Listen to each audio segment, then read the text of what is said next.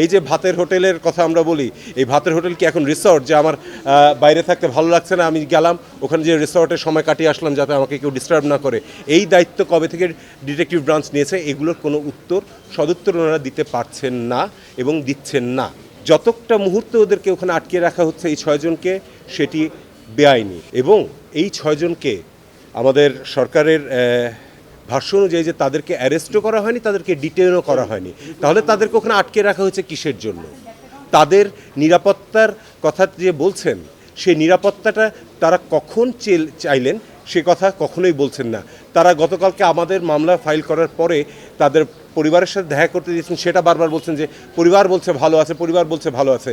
আমরা শুধু ক্যামেরার সামনে যে অংশটুকু দেখানো হয়েছে সেটুকু দেখেছি, ক্যামেরার পিছনে ওখানে কিভাবে তাদের কাছ থেকে এই স্টেটমেন্ট নেওয়া হচ্ছে সে বিষয়টা কখনো দেখা হচ্ছে না, দেখা যাচ্ছে না। এবং এই যে ভাতের হোটেলের কথা আমরা বলি, এই ভাতের হোটেল কি এখন রিসর্ট যে আমার বাইরে থাকতে ভালো লাগছে না, আমি গেলাম ওখানে যে রিসর্টের সময় কাটিয়ে আসলাম যাতে আমাকে কেউ ডিস্টার্ব না করে, এই দায়িত্ব কবে থেকে ডিটেকটিভ ব্রাঞ্চ নিয়েছে? এগুলোর কোনো সদুত্তর ওনারা দিতে পারছেন না এবং দিচ্ছেন না। ফলে আমাদের বক্তব্য খুব সহজ, যে যতটা মুহূর্তে ওদেরকে ওখানে আটকে রাখা হচ্ছে এই 6 জনকে, সেটি বেআইনি। এবং তাদেরকে যে স্বেচ্ছায় তারা ওখানে যে আশ্রয় নিয়েছেন, সেটা তাদের মুখ থেকে আমরা শুনতে চাই। এসে আদালতের সামনে তারা সে কথাটাই বলুক, কিন্তু তারা সেই কথাটাও বলতে দিতে সাহস পাচ্ছেন না। এই হাইকোর্ট থেকে ডিবি অফিসের দূরত্ব খুব বেশি হলে 1.5 থেকে 2 কিলোমিটার, তাদেরকে এখানে আনতে 2 মিনিট লাগবে। নিয়ে আসুক, নিয়ে এসে তারা আদালতের সামনে বলুক যে না, আমরা ওখানে আছি, আমরা ভালো আছি, আমরা আসবো না। ভাবে কখন করতে পারে? 1 নম্বর, যদি ম্যাজিস্ট্রেটের কাছ থেকে পারমিশন নিতে হবে তাকে, যদি কোনো একটা অ্যাসেম্বলিকে ডিসপার্স করার জন্য সেটি করতে হয়, কিন্তু সেরকম কোনো আদেশ আমরা দেখতে পাইনি।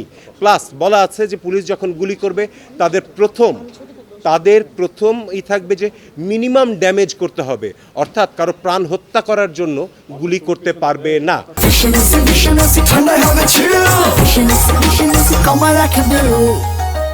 হয়তো শুধুমাত্র দেখা যাবে যে কাউকে ইনজুর করার জন্য বা ভয় দেখানোর জন্য মারতে পারে, প্রাণ নেওয়ার জন্য প্রথমেই কেউ গুলি করতে পারবে না। আপনারা পত্রপত্রিকায় দেখেছেন যে প্রচুর মানুষ, হাজার হাজার মানুষের দৃষ্টিশক্তি ওই ছররা লেগে গেছে, ওটা কিন্তু পায়ের দিকে মারলে বা নিচের দিকে মারলে হওয়ার কথা নয়।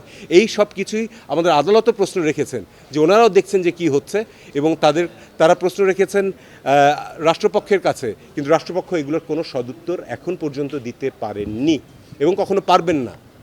তাদের দাবি হচ্ছে যে পুলিশ পিআরবি অনুযায়ী কাজ করেছে। আমরা বলেছি যদি তাই করে থাকে তাহলে কোর্ট থেকে আদেশটা দিলে কি ক্ষতি হয়ে যাচ্ছে, যে হ্যাঁ পিআরবির নিয়মটা মেনে আপনারা আপনাদের কাজটি করুন। একমাত্র এক্সট্রিম সিচুয়েশনে যেই তারা লাইভ গুলি, যেটাকে আমরা বলি তাজা বুলেট মারতে পারবে, তার আগে অনেকগুলো পদ্ধতি রয়েছে। আমাদের একদম প্রথম যে বক্তব্যটা সেটা হচ্ছে যে মানব প্রাণগুলো যাচ্ছে সেগুলোকে এখানেই থামানো যাক, আর যাতে একটিও রক্ত না পড়ে, আর 1 ফোঁটা রক্তও যেন না পড়ে। পুলিশ তাদের অন্যান্য যেসব প্রসিডিওর আছে পিআরবি অনুযায়ী সবকটাকে যেন ফলো করে তারপরে তারা যেন তাদের দায়িত্ব পালন করে।